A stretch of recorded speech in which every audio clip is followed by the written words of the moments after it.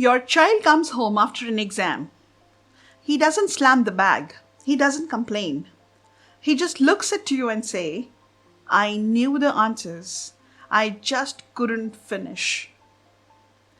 Hello, this is Maneesha Rajpal and you are listening to Inner Architecture.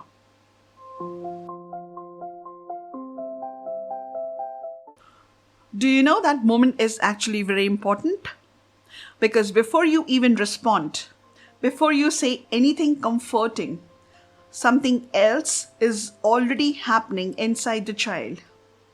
They are not really waiting for your advice. They are looking at your face, trying to understand, what does this mean about me? Did I fail? Am I not good enough? Are you disappointed in me? And most of this is never said, but it still settles somewhere inside. Now later, when you sit with the answer sheet, you'll probably notice something.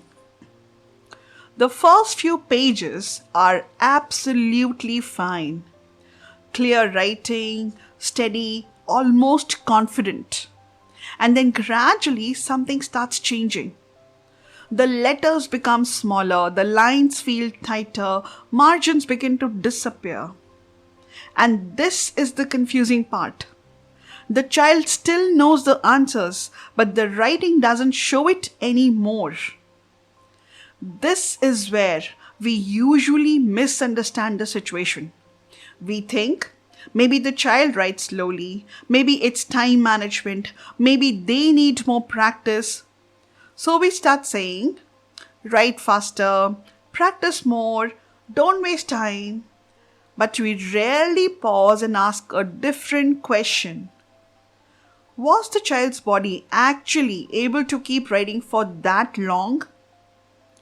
Because handwriting is not just thinking. It is a neuromuscular task.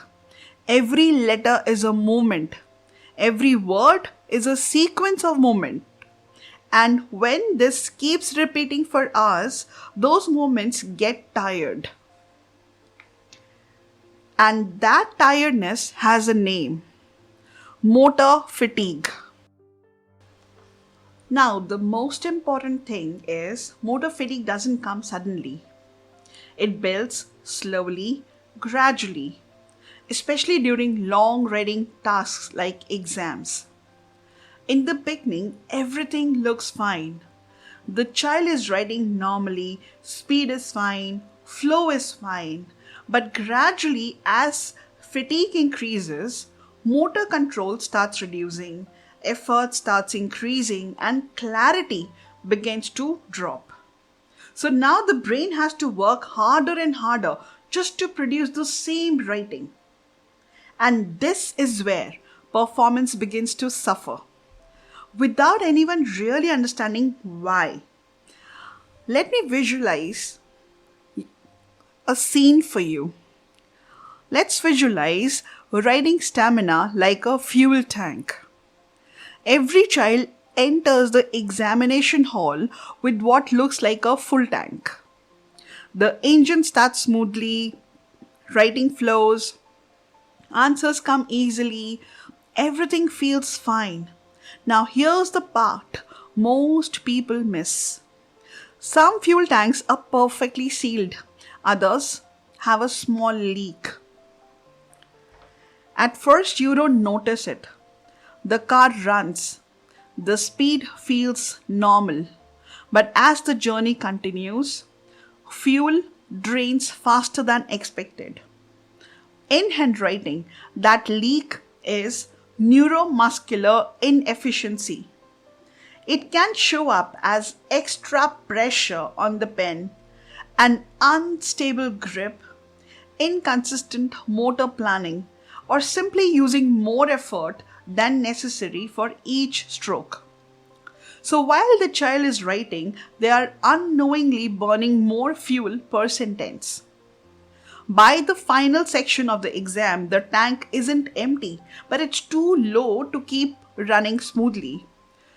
Children rarely say, "My hand is tired." Instead, the body speaks and starts giving signals. Let's understand what's happening inside the examination hall. Let me take you there. This child is sitting there with the answer sheet. The first few pages have gone well. Writing is steady, things are flowing, and then somewhere around halfway through the exam, something begins to change. Suddenly, the pen drops. Not because the child is distracted, it just slips out of the hand. Why does that happen? Think. They pick it up, and now if you observe closely, they start adjusting the grip, tightening it, loosening it, even slightly rotating the pen between the fingers, just to make it feel manageable again. And then they continue writing. After a few minutes, again, there is a break. This time the child puts the pen down, quickly cracks their knuckles because there is stiffness building up in the fingers, in the hand, and the body is trying to release it. Some children even lift their hands for a moment, shake them out slightly to reduce the discomfort, and then continue writing. All of this is happening quietly. The child is not saying anything, but the body is working harder than it should. The system is saying, I'm running low on fuel, and the struggle is completely silent. None of these signs on their own mean there is a problem. What matters is the pattern. Motor fatigue is not something you catch in one moment. It is something you understand over time. So what can you do as a parent? Not to fix, not to diagnose, but simply to observe more clearly. Notice when the writing starts changing. Notice when pauses increase. Notice when the child suddenly stops, even though they were writing fine just before that. And especially notice this, when clarity drops, but understanding is still there. Also, separate effort from endurance.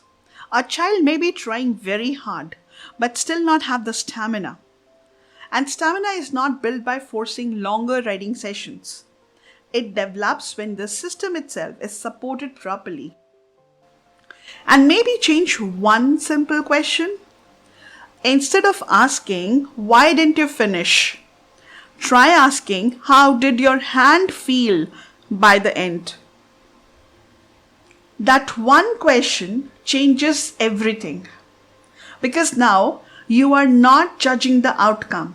You are understanding the experience.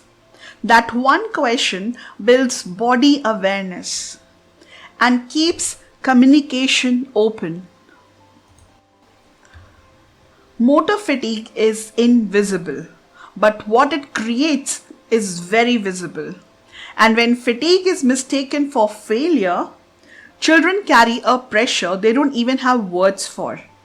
Sometimes what looks like a performance issue is actually a capacity issue.